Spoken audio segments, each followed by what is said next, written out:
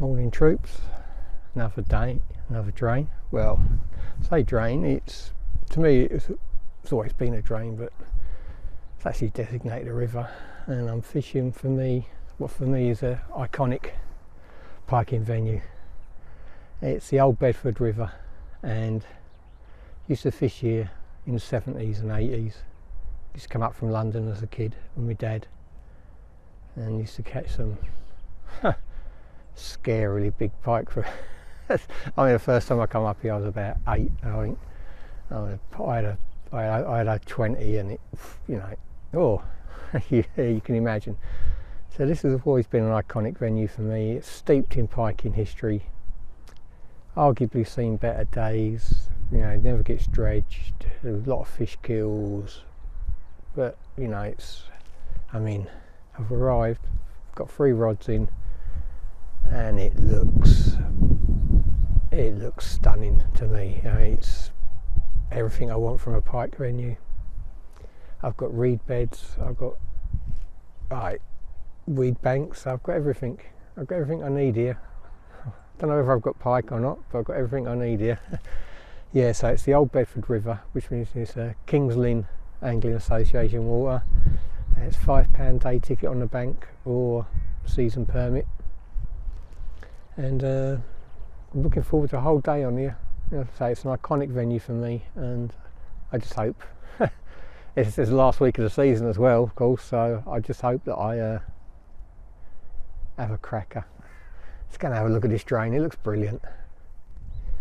And as you can see, the sun's already up above the far bank, and it's going to be a lot of clouds in the sky, so it's going to look like it's going to be a really bright day. I won't say scorcher. You know, there was a grand frost this morning.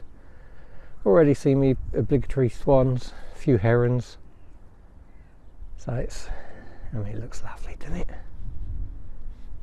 Oh, let's run through it. Let's run through the swim with you. I mean, to me, it looks a cracking venue. I've got a, let's go with the left rod first. I've got a bank of a reed bed, and that reed bed there goes on for a good 100-200 metres. No one's cut a swim out of it. There's a couple of swims completely upstream, right by the bridge where the car park is. I don't want to fish up by the car park, that's not my cup of tea. There's a couple of swims cut out there, and then you've got to walk 200-300 metres down, and this is the next available swim, and I've cut it out a little bit more to get 3 rods in. So let me run through it with you now.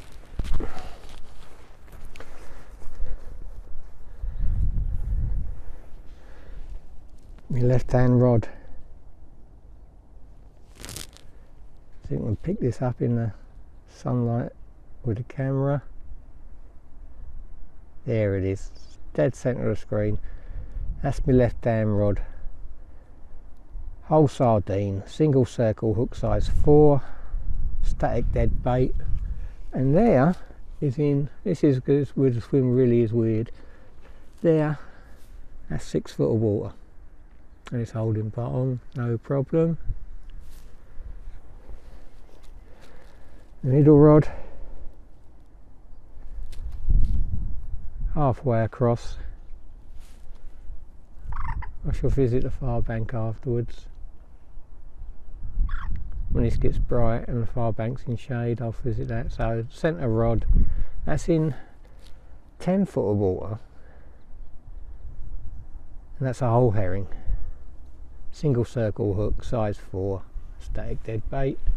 And on the right hand rod, there you see it just off that reed bed. And there, that's a whole joey mackerel.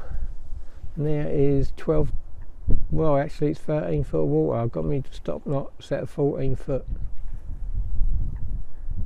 At 12 foot it was still going under, so it's about 13 foot deep there. That's, you know, it's strange how, obviously I said it's had problems over the years with not being dredged and things like that, so I should imagine the deck is pretty uneven. But from my left hand rod to my right hand rod, it's almost doubled it. Well, it's doubled in depth, so And that's it. It looks lovely. As I say, that Norfolk breed, look at it. Let's see what we can catch. Got a bit of action there by that float, middle float. It's a big bait. There's definitely been some movement there. There it goes, there it goes.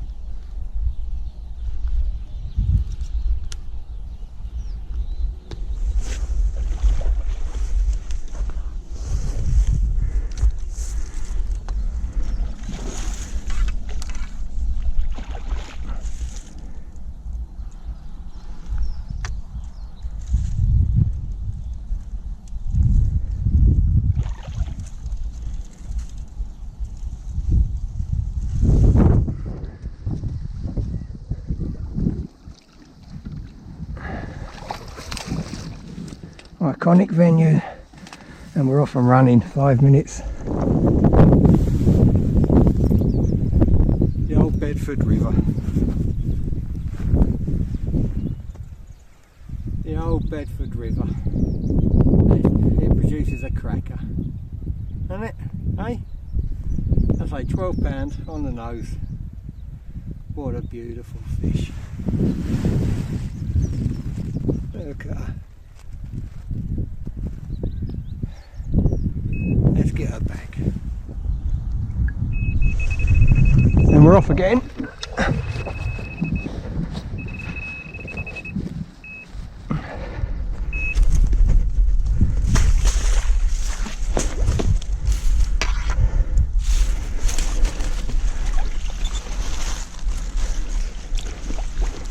On go.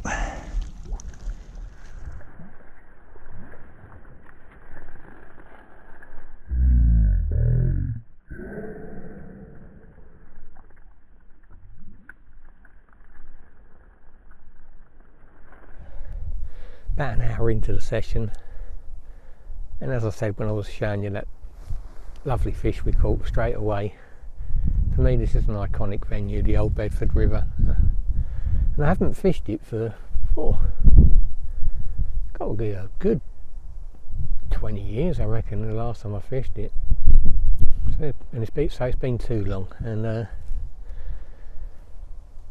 I thought, right, we've got the last final week of season. Where am I going to fish? You know, I was getting plagued by jacks or blanks everywhere, local waters. So I thought, I know what I'd do. For me, I'll try one of this week's final week of the season. I thought I'd try a couple of what I consider iconic venues. And the first thing that sprang to mind was the Old Bedford River, because, as I say, my dad used to bring me up here from London on the train for the weekend. We used to sleep on the bank, fish all weekend, and then back home to London on a Sunday afternoon. And then, you know, I had my first 20 out of here as a kid. I had my first zander out of here as well as a kid. So, you know, it holds a lot of memories for me. So then when I started my serious piking in the 80s, early 80s, as a young man, I used to come up here on my own. I had some cold nights, cold weekends, sat under an umbrella. But you know, it used to produce some really good fish for me. And then, you know, after a while you stop coming, you fish different venues and you try different places. So I haven't fished here for over 20 years. So I thought I'd give it a go. And this week as well, I think I'm going to give the middle level drain a go. I think that's an iconic venue as well. Obviously former zander record holding venue, but it's also good for pike, so I'm going to give that a go this week as well. But today's the Old Bedford River. I mean, it looks fantastic. We've been fishing an hour. I've had one run which resulted in a low double on my middle rod. My left hand rod I had a run on, on a sardine, and it didn't develop into anything really, which I was a bit surprised at. Normally if a pike shows a bit of interest in your bait, normally the run will develop, whether you strike and miss it or whatever. But yeah, you just, you know, run it for a little bit and then just let go of it, and it hasn't returned. So that's a bit of a strange one, but as I say, you know, it's a lovely venue. I've got features to fish to. I've got different depths. It's a bit of a breeze, not much blowing upstream, but it's not much. It's not interfering with anything. I'm floating all 3 rods at the moment, and I think I'll stay that way. It's quite narrow. Doesn't really suit leisuring, I don't think, at all. And then I'm gonna stick at it all day. As I say, it's an iconic venue for me. Brings back lots of memories. I've had some really good fish out of here. Arguably, it's seen better days. That's what everyone tells you. Everyone tells you that it's not where it used to be, but nowhere it is really. So I wanted to see for myself. I've got to say, the first hour it's made the trip worthwhile already. It's, you know, it's lovely, and I've caught a fish, a double, and it looked in pristine condition as well. You know, there was no mouth damage from previous captures from other people. You know, good, clean, healthy fish. So the only reason I weighed it was because it was quite chunky. Quite a chunky fish, so I thought I'd give it a weigh, see what it was. Because different venues have different types of fish, different colourings, different body shapes. So I'm pretty good at guessing the weights of, you know, most pike when I catch them. But, you know, I wanted to weigh something to gauge what I catch. Hopefully for the rest of the day I've got a good gauge there. But yeah, so we've had a load up, 12 pounds on the nose. And let's see what else the day brings. If the wind's interfering on the audio, I do apologise. I've got the external mic on, but it's really is blowing a wind. So let's see what we can catch.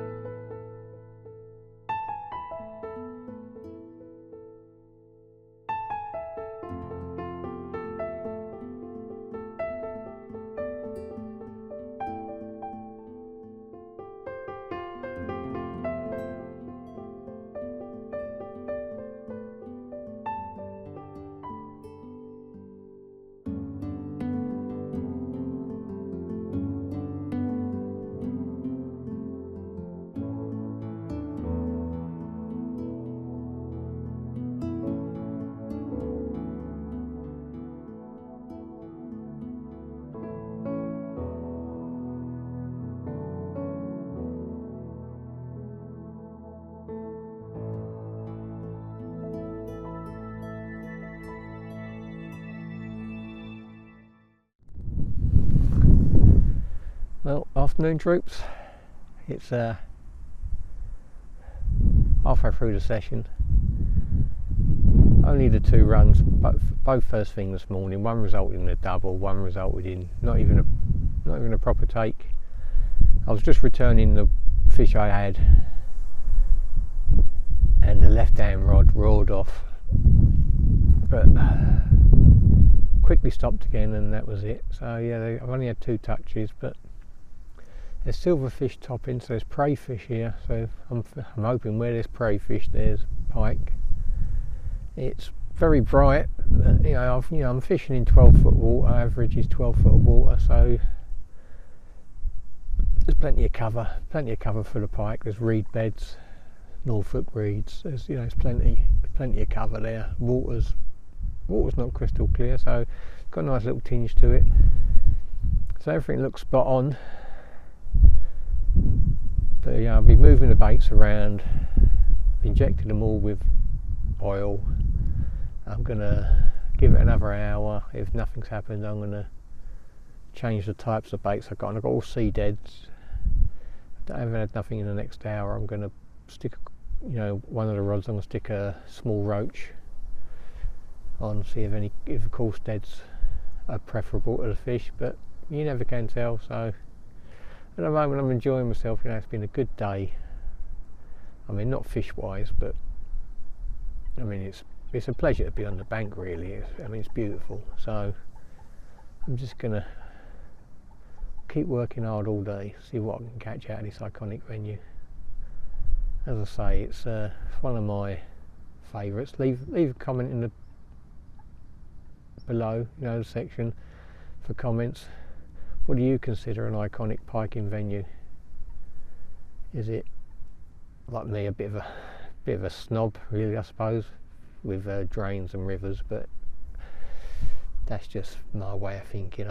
If you're fishing trout reservoirs or any reservoir or lakes, gravel pits, it's all fishing. There's no right way or wrong way. It's just personal preference. So yeah, in the comments below, what do you consider an iconic venue?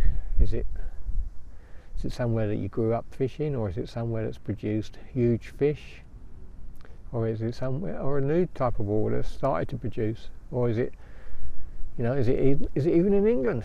Maybe it's in Scotland or Northern Ireland. A lot of people do go pike fishing elsewhere. So yeah, so in the comments below, what do you consider an iconic venue, or where even do you? Oh, did you hear that? It's the wind's changing direction at the moment. It's gusting around a bit and it's moving some of the debris along the river. But don't worry, I've got a float, I've got an alarm, I've got everything, so I know when I've got to run. So yeah, comments below, please. What's your iconic venue? Where would you fish there, or was it a dream to fish there, or did you used to fish there and you've moved away? I'd like to know.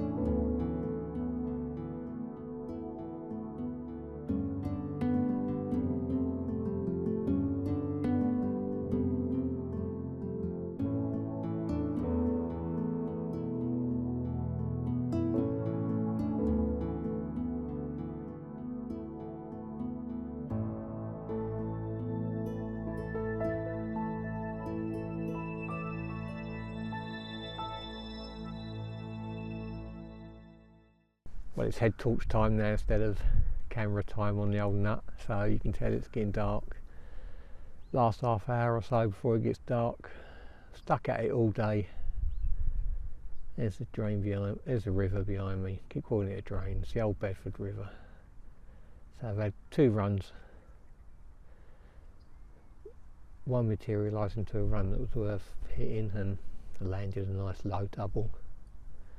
And the rest of the day has been live, die, repeat. As far as I'm concerned at the moment, my form. I mean, it's nice to get a nice double, but with that start, 2 runs in the first half hour, I was hoping to get something decent, or have a sort of a few fish out, but it wasn't to be. It didn't pan out again as I was expecting, but got low light levels now.